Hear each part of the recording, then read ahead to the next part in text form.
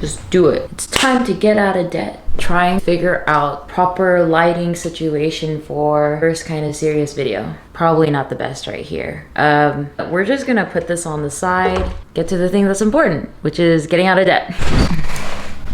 All right. So hi guys, my name is Laura. I'm just gonna talk about how I paid $35,000. I would go travel and spend on food, hang out with friends. Didn't really have a saving mindset as much as I wanted to. I would really impulse buy without even thinking about the cost. I started to realize how bad my spending was in college, and as I got closer to graduation, I started to change my relationship with money. I started to learn about the statistics. The average person's debt in America is $51,900. That's a lot of money. And the US debt is currently about I know being in debt was considered the norm. I really hated the idea of like student loans and a car loan and credit card loan hovering over my head. And so I started to take initiative. I was really eager to get out of debt. So here are 7 steps that I followed that helped me get out of debt. I'm not a financial advisor. I'm just really interested in this topic and I want to help 1 or 2 people out there. So hopefully somebody finds this beneficial. First thing I did was just reframing my mindset. Like I said earlier, I really changed my relationship with money. Growing up, we didn't talk about finances. We had money, we spent it. If we didn't, we didn't. I didn't have the concept of saving money. I realized like, wow,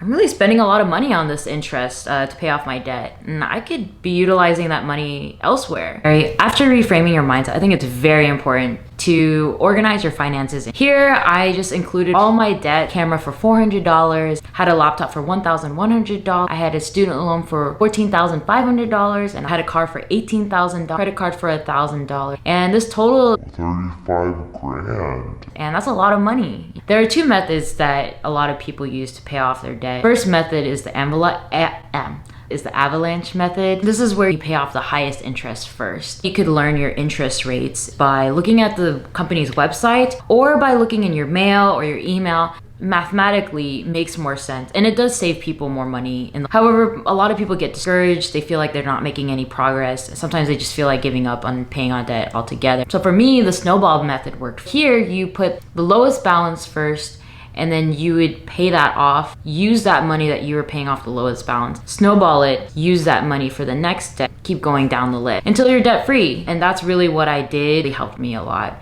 Psychologically, people feel more successful, they feel more encouraged to keep going, they're motivated to get to the end goal. That's why I picked the snowball method to pay off my debt. Above all this, definitely pay minimum payments on your bills so you don't get hit with late fees or destroy your credit score. I would also assess if it's better to put your money towards paying off your debt or putting your money in the market. Sometimes the average market goes up 7 to 10% a year versus paying off your debt, and let's say it's only like a 2% interest rate. You're better off putting your money in the market and getting profit with that versus paying off your debt. Another thing I would suggest while you're organizing your finances, do debt consolidation. When you debt consolidate, you could get a lower interest rate and just compile it all together. And this is a good method for people to just stay organized. Also, I think it's less overwhelming for people. After organizing your debt, I would definitely recommend budgeting.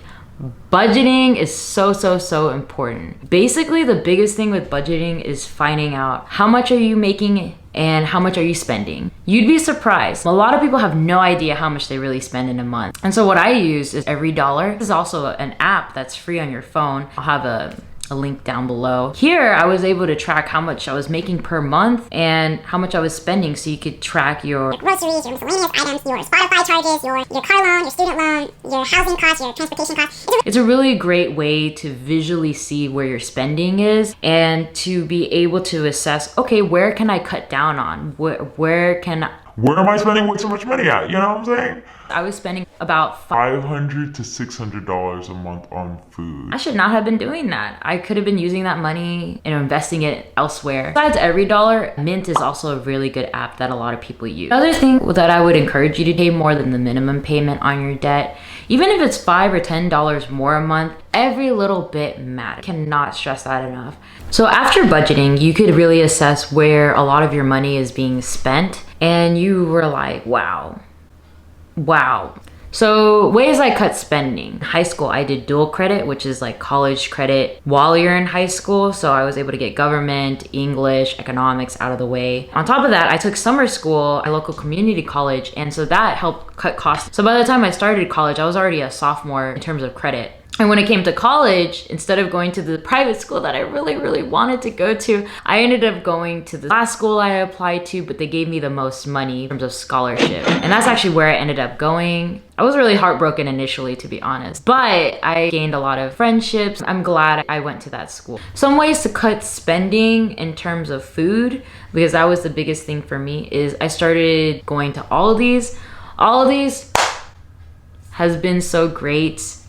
What I've noticed is that they like to cut costs in different ways. Like, for example, you have to bring your own bags at Aldi's because they don't pay for a bagger. And another thing is they don't pay for anybody to take the carts. Get a quarter, you put it in the cart, and you could use the cart throughout the store. And the store is smaller, so you get your basic essentials there, like milk, eggs, meats, toiletries, or you can get that at Aldi's at a really cheap price because they're able to cut costs. And so it's a really good alternative. Aldi's is on point. I would always make sure to shop with a list, and I would make sure to eat beforehand so I'm not impulsively buying things. And always look at is the unit price per ounce. This definitely helped me save money in the long term. The thing with food is instead of having fresh produce, a lot of times I would choose frozen food, and I would get canned food, and I would be meal prepping. I would meal prep all the time in college. It really helped me save time in the middle of the week instead of cooking every day. Another huge thing with food, I don't know. I'm just talking about food. Me and my friends would have potlucks. So there was a time where we had a onesie night and we made lumpia, which are like Filipino egg rolls, and that was just like super fun. My last group of roommates do potlucks periodically. Shout out to y'all if you're watching. So speaking of roommates, that's another reason how I was able to cut costs. I lived in that college dorm, that small college dorm, a couple months after I graduated. Oh man, that apartment complex was like one of the worst. Cockroach problems, was small, but you know what? It was full of character. I have a lot of good memories in that apartment complex. It was only $350 a month, and man, your girl saved a lot of money. Instead of getting an apartment downtown Dallas, which is about, let's say, $1,000 a month, that really helped me save a lot of money and put that money towards paying off my debt. I also cut spending by unsubscribing to email newsletters and catalogs. I didn't buy a lot of clothes during this time, and I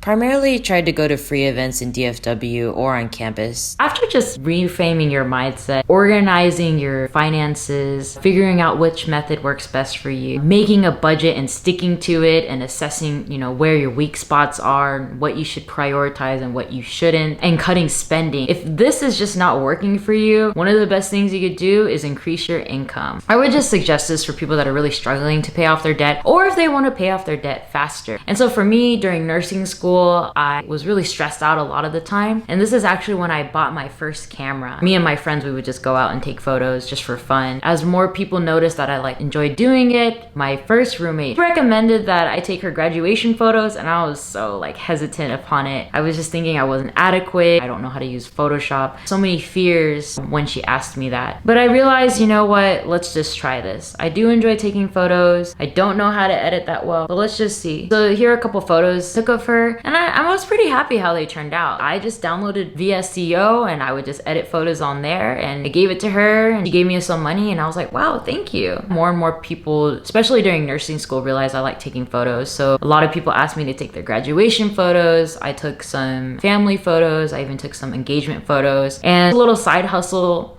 that I was thankful for. It was something I enjoyed. It was something I got to create great memories for, and it was something I got a little money for. I would just encourage you to find a side hustle that can help you get an extra income. Whether it's walking dogs, Ubering, or picking up a second job, whatever that may be, it's definitely possible to get out of debt if you're willing to put in the work. Other things I did is I sold things on eBay. I worked as a resident assistant. There, I got a free meal plan and got a discounted dorm cost. So that definitely helped me not having so much debt by the time I graduated college. Honestly, getting into a new hobby or starting a new job, it's just good. Sometimes it's good to just learn extra skills and just build your network. I know it's hard with how the economy is right now to get a new job. One of the biggest things, continue to educate yourself on personal finance. For me, I read this book, Rich Dad, Poor Dad. This is one of the first personal finance book I ever read, and I finished it in one sitting, and it really reframed my mindset of how I approach debt and money in general. I also watch a lot of finance YouTubers. I listen to podcasts like Dave Ramsey, Bigger Pockets, which is about real estate investing. Continuing to educate yourself, I just think it's so important. And I think there's just so many things to learn about it. And the final thing I would just encourage you is to just be patient and be disciplined through this process. It might take a long time to get to that point where you pay off debt, but I will tell you, it is so rewarding and it is so fulfilling to pay off your debt. You start gaining momentum and you're eliminating debt, start feeling good, and you're getting closer to the end goal. And be disciplined with it. It is worth it. And it's okay to mess up and slip up. If you overspend on 1 month, just prioritize and use that money for the following month. It's not the end of the world. Just adjust your budget. Just adjust your budget accordingly. Anyways, just thank you for watching. I'll see you in the next video. Oh. Hello? Hey, I'm just reminding you, don't forget to subscribe. Oh, forgot.